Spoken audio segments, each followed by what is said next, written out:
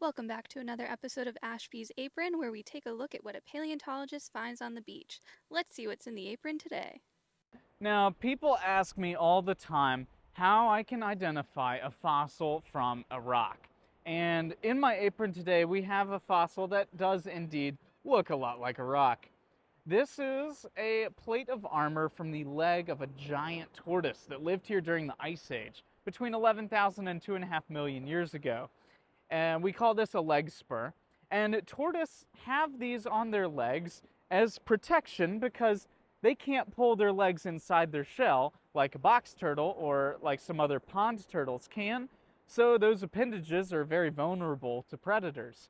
To combat this, the giant tortoise evolved these plates of bony armor, and it stays on their legs their entire lifespan, just like their shell does.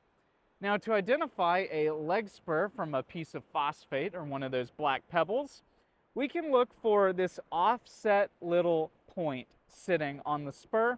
It almost looks like kind of like a dollop of butter or a Hershey's Kiss that melted and got pushed down to the side a little bit.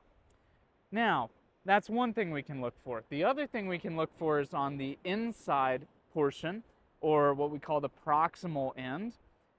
You can see a little hole, one or two holes right there in the middle, and a bunch of radiating lines that kind of spread out.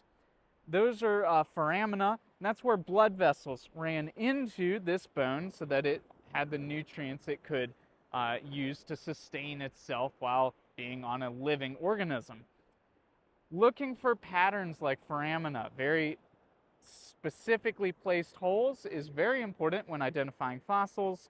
Any type of pattern, symmetry, whether that's bilateral left-right or radial symmetry like the spokes of a wheel, and any spongy bone texture is another good thing to look for. So go at a tortoise's pace while you're walking on the beach to find fossils, and you might find something pretty cool.